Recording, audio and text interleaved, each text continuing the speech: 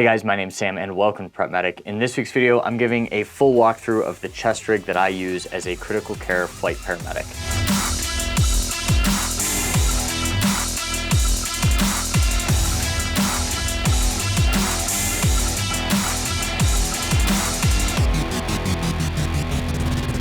So I work full-time as a critical care flight paramedic out here in Colorado. For those of you that have seen the full helicopter walkthrough, I'll leave a link up here, you know that the airframe is very, very small and does not give us a lot of working space for the advanced procedures that we regularly perform. So I have kind of evolved in this role in what I carry on me. You know, I started with just trying to put stuff in the pockets of my flight suit, and I found that I was losing syringes, paperwork, you name it, it just was not conducive for the type of work we do. And then I moved to an ankle kit from Crow Medical. That was a little bit cumbersome to get out. I went to a fanny pack from Crow Medical. Great kit, but once again, I found myself not using it because it was just inconvenient. So I have finally landed on a chest rig, and this is the Hill People Gear SAR kit bag. Now this is a chest rig, it sits right here, and I find it really convenient because it's always within reach. I can unzip it and zip it back up really easily, and it has room to carry things like my radio and the crew phone as we go throughout the day. Now it is a chest rig that I've been using for quite some time. So I actually started using the red version of this for search and rescue. I also used it on the fire line about a year ago today at the Cameron Peak fire. Really, really like it. Decided to get the color that best matches our uniforms and use it for flights. So on the front, you've got a couple things. Up here in the Velcro pouch, I usually just have my identification panel. It's what we all get. It's got our wings on it and then our name and our certification, all of that good stuff. So that usually goes right here. And then you have 2 rows of MOLLE. This is for a radio pouch. I've seen some people like put knives on it for hiking and all of that, but I just have my Team Wendy radio holder here. I think this is the size small that their chest harness comes with. Kind of just adapted it to this guy here. Our radios are really, really small LTE radios, so it doesn't even really fit in this opening. I do carry an ARS needle on the front. One, that's an intervention that you need to perform very quickly, especially with ventilated patients. But on top of that, whoever gets the device out first usually ends up getting the procedure because time is of the essence. So I really like to have that ready to go. Now, on the back of this, there are 3 pockets, and coming back here, you've got this mesh portion here that basically goes to the back of your uniform. I've noticed this is very breathable. I don't even feel it while I'm wearing it. One complaint I have about it is that this back here is not very breathable and it gets pretty hot on summer days. That being said, I have literally worn this for 16 hours straight as we were going nonstop and really did not have any issues. At that point, we're in an AStar, the AC doesn't work too well and everything's sweaty regardless of how breathable it is. On the bottom of the bag, there is some MOLLE here, and I've just put on a Crow Medical tourniquet holder, and this has a Gen 7 cat tourniquet inside of it. Just really easy to access, and I think I actually have the only in-flight tourniquet application in my program, so it has come in handy on at least one occasion. Now, coming into the front pocket, this is very much kind of my admin pocket that I have. So in here, I've got a number of things. First and foremost, I have a reference book. I stopped carrying this for a while and ended up getting burned. This thing is amazing. It was made by my service. No, I don't have copies of it. But basically, this gives us the doses, calculations for a lot of our meds, and I keep it open to the ideal body weight grid so that when we're putting somebody on a ventilator, it's really, really easy for me to just do that calculation for tidal volume and then our dead space for our pediatric patients. Really nice to have a quick reference book there. Now, in this front pocket, I've got a notepad. This is just a Write and Rain notepad. And then I have a pen. Now, people have said that gel pens don't really work in Write and Rain notepads, but I've actually noticed this works pretty well. Fine tip pen, awesome. I also carry 2 pens up in my left shoulder. I do have a video on my everyday carry that I'll leave up here. Granted, it's not with this chest rig. Now, on this side, I just have extra PPE. So, you know, we're required to wear these cloth masks for every patient contact, regardless of COVID status, and then we have special masks we put on if they are COVID.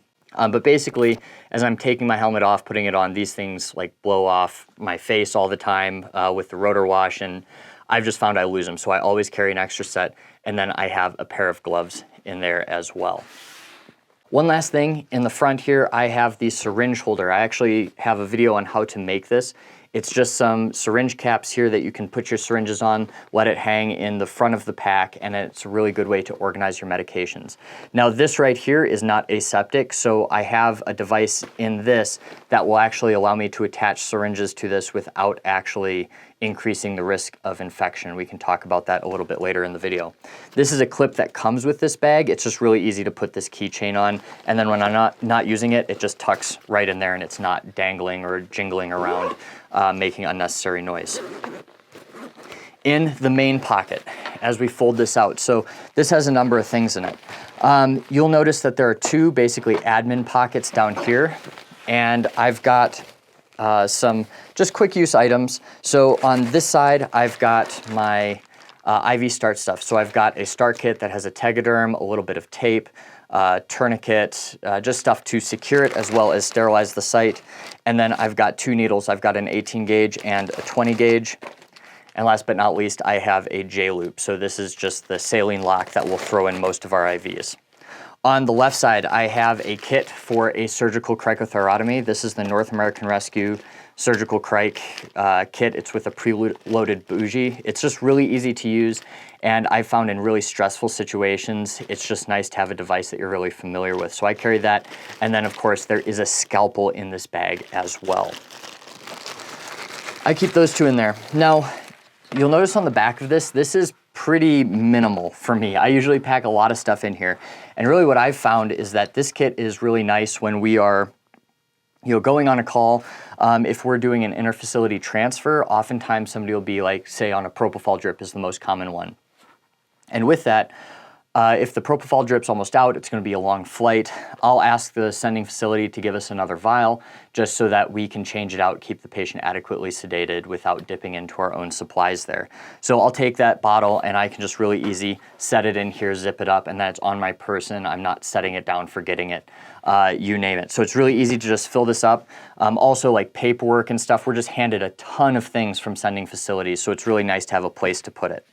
I do have these two loop organizers. These are both from Vertex, and they just stick on with Velcro. If you did buy this kit, this is all a loop back, but it also has places to secure any MOLLE pouches you had. So I used to run the tourniquet inside of that. I value the space more than having the tourniquet protected in the inside of this kit.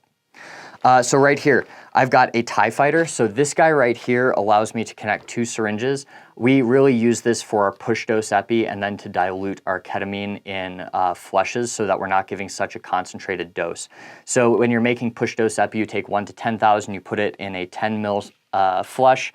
You take 1 mil out of that, you put 1 milliliter of the 1 to 10,000 epi in there, it makes 1 to 100,000, and then you can push that periodically as you bridge them to a drip presser. And then down here, these are the devices that basically allow me to keep my syringes sterile when they're on that syringe holder. These are syringe caps, and they're both the male-female ends. So I take this out, it's sterile, I'll drop the med in the syringe, and then I'll cap it right here, and the other end of this cap will actually tie to that syringe and just make it so it's a clean thing, but I can still keep the patient safe and I'm not damaging anything there. So coming to the left side here, we have another one of those loop organizers from Vertex, and I just have medication administration stuff. So I've got a 1 ml, a 3 ml, 5, and then I think this is a 20 ml syringe.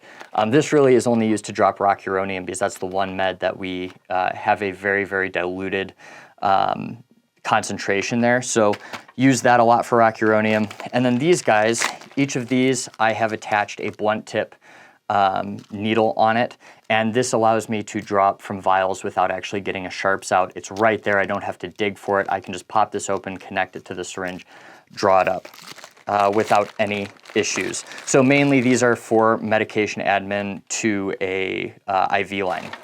Last but not least on here, you have these two tabs that come out, and I've just attached a Grimlock, which is a clip that just goes onto a MOLLE piece, and I've put a roll of tape. Use tape for absolutely everything. So I make sure I always have this one on. This is actually almost out, and I think I just put it on like 3 shifts ago. So it's something that is utilized quite a lot. What's nice, I can just open this up.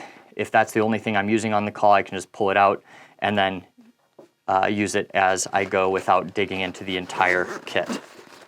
So there's one more pocket on this, and that's the back pocket. Now, Hill People Gear originally designed all their stuff for concealed carry, and I just don't use it for that, of course.